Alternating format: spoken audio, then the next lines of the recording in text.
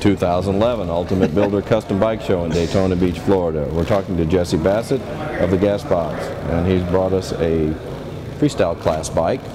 And if this bike looks familiar, it should. It won all the marbles in Cleveland. Jasse, take a moment and tell me about yourself, please. My name is Jasse Bassett. I own the Gas Box in Cleveland, or Lakewood, Ohio. This is a 1965 BSA A65 Lightning that's been completely customized, and like you said, won the freestyle class in the Cleveland Biker Build-Off Show. And that was the Ultimate Builder show? Yes, the Ultimate Builder. At the IMS. Since Cleveland, what's been your experience with the contact information and the leads you got in Cleveland? Because you spent virtually all your time there passing out business cards and talking to people in the show for 3 days.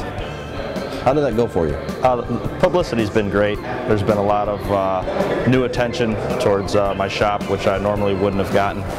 And especially with winning the show, there's been a lot of attention globally as far as other people that follow the Ultimate Builder IMS show have done a lot of internet write-ups and buzz in all the blogs. Yeah, I was,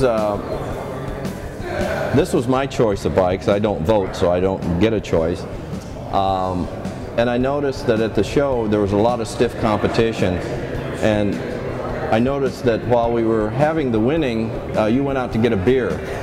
And then they announced your name, and they were trying to figure out where you were. So I thought that this might have been a surprise that you won this. Yeah, it was a surprise.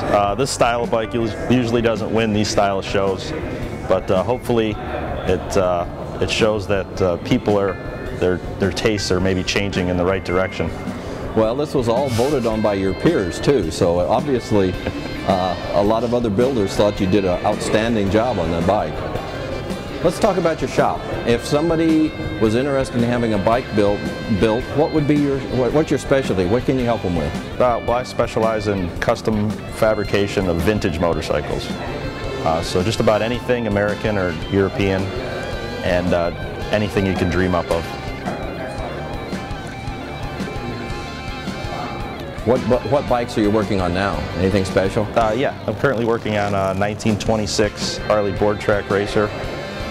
Which is being, we have a picture of a real famous racer from the early 30s, and then we found a bike with similar serial numbers, and then we're going to make this bike look exactly like a very popular racer of that time period. And then also a 1950 Norton Dominator, which is being completely hand fabricated, kind of in the similar stylings of this BSA. So basically it's going from a ground up? Everything's ground up in the whole shop. So you're actually making antiques? Basically making antiques, yes. As good or better than they were. I'm assuming you're using some current technology in it though? Yeah, as far as ignitions and electronics go, try to upgrade everything, eliminate the points and a lot of the stuff that the British bikes have a lot of issues with. Like electrical? Like electrical and carburetors.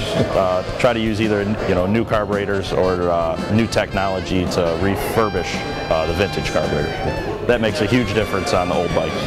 Yeah, it means that you don't need it back to the mechanic every weekend. No, every other week. If somebody'd like to get a hold of you, how would they do that?